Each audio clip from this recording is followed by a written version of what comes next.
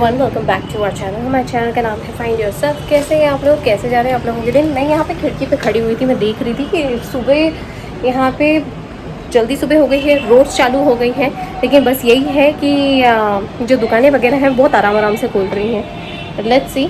Traffic तो इतना ज़बरदस्त हो गया है, जम के बेल बजी है, कोई आया है, ऑफकोर्स बाई आई होगी जो घर की मेड है वही, और मस्त उनको घर जैसा आराम दो, डेफिनेटली वो भी आपके अच्छे काम कर देती हैं।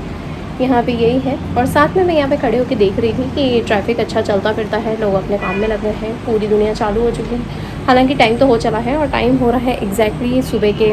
मैं तो नहा धो के तैयार हो गई, बच्चों को भी अच्छे से तैयार कर दिया है। बाहर का मौसम बहुत गर्म हो रहा है, और राइट ना अभी टाइम हो रहा है एग्जैक्टली 11 बज रहे हैं। तो 11 बजे जो है दुकानें खुलने का टाइम हो जाता है। यहाँ का स्टैंडर्ड टाइम है 11 बजे, पर बहुत आराम आराम से उठते हैं। सबको इतना लेड ऑफ की आदत हो चुकी है ना, इतने बिल्कुल पसर पसर के खोलने की सारी चीज़ें, भले से दुकान हो, बिज़नेस हो, या किसी का काम हो चालू करना हो, सब 11 बजे तक आराम से उठते हैं। उसके बाद जो दिन भर काम चलता है फिर वो रात को देर तक चलता है। यहाँ पे स्टैंडर्ड टाइमिंग ही 11 बजे का है। 10 से 11 बजे यहाँ पे सारी चीज़ें ओपन हो जाती हैं। उसके बाद बहुत आराम आराम से काम होते हैं, दिन भर के बड़े काम चलते रहते हैं, और खाने पीने का बड़ा मस्त वाला बिज़नेस चलता है यहाँ पे। तो काफ़ी सारी चीज़ें नीचे से ठेले भी निकल रहे हैं, सब्जी वाले निकल रहे हैं, आम वाले निकल रहे हैं, आम बहुत आए हुए हैं। और यहाँ पे मैं बता दूँ, यहाँ पे मैंने ना लीची देखी, लीची और जामुन, तो ऐसा लग रहा है यार मेरे को तो इंडिया में आके ऐसा लग रहा है फॉरेन के खा रही हूँ, इम्पोर्टेड फ्रूट्स खा रही हूँ यार मैं। वहाँ पे नहीं मिलते हैं, वहाँ तो जामुन ही नहीं मिलता, लीची तो बहुत कम आती है, लीची भी ऐसे आती है वहाँ पर बहुत महंगी सी, तो वहाँ पे मेरे को महंगी लगती है। मैंने सोचा था कि इंडिया में जाऊँगी तो इंडिया में सस्ती लगेगी मुझे, तो इंडिया में भी बहुत महंगी हो गई है। 125 रुपये की 100 ग्राम मिलती है, यानी इतनी सी छोटी सी बच्चों सरी की। मतलब बच्चे फेंक दें तो मुझे बच्चों को भी 3-4 बार टोकना पड़ता है, ये फेंकना मत। बहुत सारी यादें हैं और बहुत सारे किस्से हुए हैं। अभी थोड़ी देर में मैं आप लोगों को बताती हूँ। अभी बच्चों को फ़िलहाल मैंने तैयार कर दिया है, सोच रही हूँ कि खाना खा लेती हूँ, खाना खा के फ्रेश हो जाती हूँ, तैयार हो जाती हूँ। और शाम के अलग प्लान से, शाम के क्या क्या प्लान से, दिन भर में क्या क्या चलने वाला है, वो सारा मैं आज आप लोगों के साथ शेयर करूँगी। अभी जाके ना मेरे बहुत सारी चीज़ें फ़िक्स हुई हैं, और क्या क्या फ़िक्स हुई हैं वो भी मैं आप लोगों को बताती हूँ। चल मैं अपने काम में लगूँ उससे पहले मैं आप लोगों को नीचे का नज़ारा दिखा देती हूँ। नीचे कैसे दिखाती है, नीचे नहीं एकदम खाली खाली सा है। 11 सवा 11 होने वाले हैं, और बाहर ऐसे धीरे धीरे लोग आ रहे हैं। जो काम पे जा रही हैं लेडीज़, वो अपने बच्चों के साथ यहाँ पे चाट पकौड़े खा रही हैं। जो स्टूडेंट्स हैं वो यहाँ पे खड़े होकर गप्पे लड़ा रहे हैं। यहाँ पे जो चौकीदार हैं वो अपने काम में लगते हैं यहाँ पे। और जो ट्रैफिक है वो तो चालू हो चुका है, सामने मंदिर है। मैंने मस्त वाला लोगों का इतना लेड ऑफ वाला स्केड्यूल है ना, यहाँ पे बिल्कुल आराम आराम से काम करते हैं। और अगर अपन इनके सामने ज़्यादा जल्दबाजी करो ना, उल्टा आइए अपने से ही क्वेश्चन पूछना, इतनी जल्दबाजी क्यों है भाई, कहाँ जाना है सच्ची में। मस्त वाला। पर हाँ, this is very good thing और part of the India is कि, और कि इंदौर इतना साफ़ सुथरा हो गया यार, लिटरली पता है ऐसे कचरे वाले एकदम घूमते हैं, सारा कचरा पिक करते हैं सुबह दोपहर शाम रात को। मतलब 4-5 बार तो कचरा उठता ही उठता है। अतिक्रमण में, अतिक्रमण की जो ओटले वगैरह हैं ज़बरदस्ती जब्त करी हुई हैं, जो दुकानों के द्वारा ऐसे निकली भी रहती हैं, सबकी दादागिरी के कारण बड़ा नाटकबाजी हो रखा है, वो भी सब हट गया। मतलब इतना साफ़ सुथरा हो गया ना यार Indore. I am so proud of it कि मैं इंदौर ऐसी सिटी को बिलोंग करती हूँ, ये मेरी जन्म स्थली है। ऐसी जगह को मैं बिलोंग करती हूँ जो सबसे ज़्यादा साफ़ है। मतलब can you believe that? Indore is the most cleanest city of India. I am so proud of it, I am so proud of it. अरे भगवान, मैं पक्की इंदौरी हूँ यार। इंदौर की तारीफ़ ना करूँ एक भी वीडियो में, ऐसा हो ही नहीं सकता यार। मेरे जितने भी ब्लॉग्स हैं ना, सारे इंदौरी वाले तो लगेंगे ही लगेंगे आपको। मैं पक्की इंदौरी हूँ यार। मुझे इंदौर की तारीफ़ करना और यहाँ पे जो चीज़ें हैं वो मुझे बहुत भाती हैं, और आई एम सो ग्लैड कि मेरे बच्चों को भी अच्छी लग रही हैं। बस अभी थोड़े दिन में बच्चों के डैडी भी आ जाएंगे, और बहुत ज़्यादा मिलना जुलना हो रहा है। कितनी सारी चीज़ें तो मैं कवर भी नहीं कर पा रही हूँ, क्योंकि हम मिलके ही इतना ज़्यादा क्वालिटी टाइम स्पेंड कर रहे हैं। बहुत अच्छा लग रहा है, बहुत मज़ा आ रहा है, बहुत सारे लोगों से मिलना हो रहा है मेरा, सच में। चलिए अभी जाती हूँ खाने के लिए। मैंने सोचा कि मैं खाने के लिए जाऊँ, उससे पहले आप लोगों को नीचे के एक बार की नज़ारे दिखा देती हूँ। मैंने नज़ारे भी दिखा दिए, और मैंने बता भी दिया कि मैं बहुत खुश हूँ, बहुत खुश नसीब हूँ मैं कि मैं इंदौर वासी हूँ, सीरियसली। चलिए अभी जाती हूँ, अब पक्के से मैं खाना खाती हूँ। खाना खाने के बाद आप लोगों को फिर से मिलती हूँ। चलो, हाँ भगवान। चलिए जी, हम लोगों का खाना हो गया। यहाँ पे मम्मी का फ़ोन बज रहा है। आदि प्रिशा को मस्त वाला तैयार कर दिया। आदि से हाय, प्रिशा से हाय। नहीं तो दोनों बच्चे यहाँ पे मस्त बैठे हुए हैं। और अभी ना हमारे घर में लाइट चली गई है, तो 1 मिनट हुआ है जिस लाइट गई है। इतनी गर्मी हो रही है यार, सहन ही नहीं हो रही है। बता, अजीब सी गर्मी लगती है, तो सहन ही नहीं हो रही है। यहाँ पे किसी की छत पे अच्छा बाल्टी रखी है, पता वाइट वाइट सी बाल्टी है ना, तो कुछ और ही दिखाई दे रहा था मुझे, रिंग सा, पता नहीं क्या है। यही सोची थी कि हवा में कैसे तैर रही है ये रिंग। देखो दिखा के, ये जो है ना, ये जो बाल्टी रखी है ना किसी की छत पे, तो ये ना मुझे दूर से वाइट वाइट दिखा रही है। मुझे लगा ये रिंग कैसे तैर रही है, यू नो, हवा में कैसे उड़ रही है। तो मैं वही सोच रही थी, एक सेकंड तो पर्दा हटा के मैं वही देख रही थी। इतनी चलती बढ़ती रोड हो गई यार, दोपहर का टाइम हो गया, इतना तेज़ मनमनाती सी गर्मी। और ये मम्मी की बिल्डिंग है ऊपर तक, पुरानी बिल्डिंग के कैसे दिखाई देती थी ना, धूल मिट्टी इतनी होती है कि अच्छी वाली बिल्डिंग में ना पुरानी दिखाई देने लग जाती है, सोसाइटी जैसा लुक देने लगती है। ये भगवान, कूलर में हवा आ गई, हो इतनी ठंडी ठंडी हवा, और यहाँ पे पंखा भी चालू हो गया। सच में यार, इस गर्मी में तो पंखे और कूलर की क्या बात है। सच में इतनी गर्मी हो रही थी। Prisha can you give me other phone बेटा। मेरे पास ना एक और फ़ोन है जो मैंने बताया ना, ये मोटोरोला वाला, ये वाला। यार मेरे को इसको समझने में इतना टाइम लग रहा है ना, सीरियसली इसको मैं ज़्यादा यूज़ ही नहीं कर रही हूँ। और वो जो यूएस वाला मेरा फ़ोन है, जो मेरा आईफोन की आदत है जिससे मैं रिकॉर्डिंग कर रही हूँ, इसकी मेरी इतनी आदत है कि मुझे एंड्रॉयड तो समझने में पता नहीं कितने बरसों टाइम लग जाएंगे। मुझे लगता है मुझे स्पेशल क्लासेस करनी पड़ेंगी एंड्रॉयड समझने के लिए। जिसको आईफोन की आदत हो जाती है ना, उसके लिए एंड्रॉयड कोई काम का नहीं है, और जिसको आईफोन एंड्रॉयड की आदत होती है ना, उसके लिए आईफोन बहुत ज़्यादा टेक्नोलॉजी वाला हो जाएगा। सच में मार्केट में ही क्या, यूँ भी आम जनता के बीच में भी ये बहुत ज़्यादा कंपटीशन का रूप ले लेता है, एंड्रॉयड वर्सेस आईफोन। मुझे आईफोन की आदत है, आई लव आईफोन। अच्छा मैं क्या बोल रही थी, मैंने ना बहुत सारे हैंडबैग्स खरीदे पता है, और मुझे और भी लेने हैं, पर अभी देखो कहाँ से लेती हूँ। मेरी कोई ऐसी पर्टिकुलर चॉइस नहीं है कि मैं ये क्या बोलते हैं कि सिर्फ़ और सिर्फ मुझे कुछ स्पेसिफिक ही चाहिए, पर चाहिए तो अच्छे चाहिए। 1-2 ही लेती हूँ मैं, 1-2-3 ही रखती हूँ अपने पास। वहाँ पे भी बहुत सारे रखे हुए हैं, बच्चों के डैडी मुझे दिलाते रहते हैं, उन्हें बहुत अच्छा लगता है, उनको भी स्पेसिफिक चीज़ें पसंद आती है। और मेरी चॉइस कैसी हो गई है ना अब कि यार क्यों इतना फालतू का एक साथ अलमारी में इतने तरह तरह की चीज़ें इकट्ठी करके रखनी है तो 1-2 चीज़ें रखो, पर अच्छी रखो, बस वही हो गया। अभी काफ़ी सारी खरीदारी तो हो गई है। अच्छा, और मैं आप लोगों के साथ ये भी शेयर करना चाहती हूँ, पता है क्या हुआ क्या कि जब से हम लोग यहाँ पे आए ना, बच्चों के इतने नए नए क्वेश्चंस आ रहे हैं। पता है मैं यहाँ की पैदाइशी हूँ, लेकिन मैंने कभी इतना ध्यान नहीं दिया था जितना मेरे बच्चों के थ्रू मैं बहुत सारी चीज़ों को ध्यान दे रही हूँ। पता है कैसी कैसी चीज़ें। एक तो पहले यहाँ आने के बाद ना, हम लोग जब दिल्ली एयरपोर्ट पे गेट से बाहर निकले और हम लोगों को डोमेस्टिक फ़्लाइट पकड़नी थी ना, तो बच्चों का पहला क्वेश्चन तो ये आया और पहला कमेंट तो ये आया कि इट्स सो क्राउडेड। मतलब दिल्ली एयरपोर्ट पे इतनी भीड़ थी, इतनी भीड़, और वहाँ की गर्मी तो इतनी ज़बरदस्त थी जिसकी कोई हद ही नहीं है। आधी आवाज़ कम करो बेटा। इतनी ज़्यादा भीड़ थी जिसकी कोई हद नहीं है, सीरियसली यार। और इतनी गर्मी और इतना सारा हॉर्न, लोगों की पचर पचर पचर पचर बंद ही नहीं होती है यार। शांति तो रख लो यार, कहाँ जा रहे हैं, सारी यही है यार। और इतनी तेज़, और इतना तेज़ बोलने की आदत है ना लोगों को अपने हाई पिच में, इतनी कि अच्छा भला इंसान बहरा हो जाएगा, सीरियसली बहुत ज़्यादा। मतलब इतना ज़्यादा, इतनी गर्मी, ऊपर से गर्म दिमाग, बाप रे पूछो मत।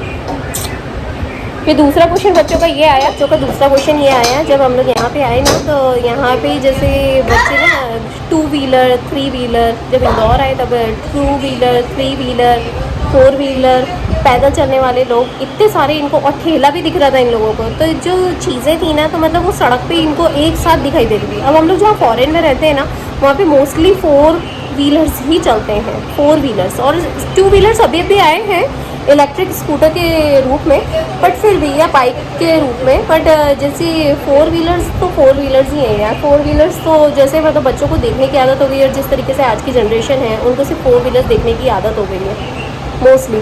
तो ये होता है कि, और जो फॉरेन में रहते हैं उनको तो स्पेशली। तो ये बच्चे मेरे से पूछ रहे थे कि इतने सारे तरह तरह के, मैंने कहा बेटा यहाँ तो ऐसे कॉमन ही चीज़ें चलती हैं। एक तो दिल्ली में मैं इनको बोलती हूँ कि गर्मी, भीड़, लोगों की हाई पिच, हॉर्न, और यहाँ आने के बाद इनको गाड़ियाँ वगैरह सब दिखी एक ही जैसी, सब एक ही सड़क पे चल रही है। मतलब इतनी सारे एक्सपीरियंसेस ना बच्चों के साथ, सीरियसली यार जो चीज़ें मुझे पहले आम लगती थी ना, आज बच्चों की निगाह से देख रही हूँ ना, तो मुझे बहुत नई नज़र आ रही है। एक ये चीज़ हुई। उसके बाद में जब हम लोग यहाँ पे आए ना, तो जैसे मम्मी अकेली रहती हैं और मोस्टली क्या है, जैसे यहाँ थोड़े टाइम यहाँ रहती हैं, थोड़े दिन वहाँ रहती हैं, तो यहाँ पे कोई अगर रेगुलरली रहता नहीं है तो ऑफकोर्स फिर घर मेंटेन कैसे होगा, ये चक्कर भी पड़ जाता है। अब अगर हम बच्चे यहाँ पे रहें तो घर मेंटेन होने की बात हो जाती है, या रेगुलर बेसिस पे। तो अभी देखो, अभी मैं तो यहाँ पे अभी 10 साल के बाद आई हूँ, बट हाँ मैं कोशिश करूँगी और मेरा अब यही मोटिव है कि मैं हर साल आऊँगी, ताकि बच्चों को भी थोड़ा ये थोड़ा जुड़ाव महसूस हो अपनी कंट्री के साथ। थोड़ा यहाँ पे कज़िन्स वगैरह भी हैं और उनके साथ भी, और थोड़ा यहाँ का कल्चर भी। खैर वहाँ फॉरेन में जो चीज़ हम लोग यहाँ फॉरेन में रह के सिखाते हैं ना बच्चों को, वो चीज़ यहाँ इंडिया में मिसिंग हो रही है। ये चीज़ मैंने देखी है। यहाँ इंडिया में ना कैसे होता है, लोग ना उस चीज़ को ग्रांटेड लेने लग जाते हैं कि भाई हमारा कल्चर है, हमें तो मिलना ही है, और हम आज नहीं सिखाएंगे तो कल सिखा देंगे। लेकिन वहाँ फॉरेन कंट्रीज़ में क्या होता है कि फ़ॉरेन कंट्रीज़ में ना आप आइसोलेटेड हो जाते हो ना अपनी कंट्री के थ्रू, तो आप उसमें और ज़्यादा ध्यान देना शुरू कर देते हो और उसको ना एक ब्लेसिंग की तरह लेना शुरू करते हो कि भाई हमें आज मिला है, हम आज ही बच्चों को सिखाएंगे, वैसा वाला काम। जैसे मेरे साथ, मैं भी बच्चों को कोशिश यही करती हूँ कि जैसे दिवाली, होली, जैसे आप लोगों ने मेरे ब्लॉग्स में देखा ही हुआ है, मैं डेफिनेटली वही काम करती हूँ कि यार ब्लॉगिंग तो मैंने यार 2 साल से स्टार्ट कर रखी है, 2021 से स्टार्ट करी है, लेकिन उसके पहले भी मैं कोशिश ये करती थी कि मैं बच्चों को वो सारी चीज़ें दूँ जो बचपन से मैं कर रही हूँ। तभी तो इन बच्चों को सब चीज़ें पता है, मुझे कुछ बोलने की ज़रूरत नहीं है। I am so proud of that कि मैंने ये बच्चों को शुरू से सिखा रखा है। ब्लॉगिंग तो 2 साल हुई है, तो 2 साल से आप लोगों से जुड़ पा रही हूँ, नहीं तो अदरवाइज़ मैंने बहुत सारी चीज़ें बच्चों को सिखा दी। बच्चों को गायत्री मंत्र आता है, बच्चों को पता है कि मैं कब पूजा पाठ करती हूँ, कौन से त्यौहार पे करती हूँ, किस दिन मैं ज़्यादा अच्छे से कपड़े पहन लेती हूँ। तो बच्चे मुझे ही देख के पूछने लग जाते हैं, mamma is there any festival, is there any get together जो आप इतने अच्छे से सज रहे हो, why you are making yourself so beautiful. तो बच्चों को समझ आ जाता है, ये बहुत अच्छा प्लस पॉइंट है।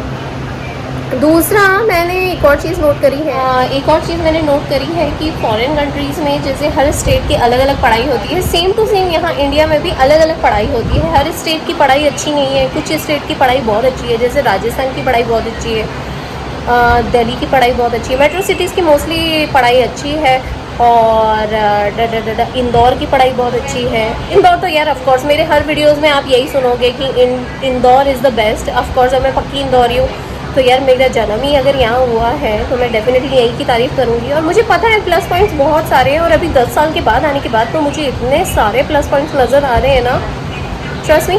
मैं इतने सारे लोगों के साथ मिलती जा रही हूँ, ऑन कैमरा भी ऑफ कैमरा भी मैं बहुत सारे लोगों के साथ मिलती जा रही हूँ। I am so happy. और मेरी इतनी सारी शॉपिंग चल रही है ना यार, मेरे को छुट्टी ही नहीं मिल पा रही है। पता है मुझे ये लग रहा है कि अभी मैं 10 साल का कोटा मुझे कंप्लीट करना है। अब सोचो अगर कोई इंसान अगर 1 दशक के बाद अपनी कंट्री में आया और बहुत सारी लंबी लिस्ट हो गई होगी, पर उसमें से भी मैंने कट ऑफ कर दिया। मतलब कितनी सारी चीज़ें थी जो मुझे लेनी थी।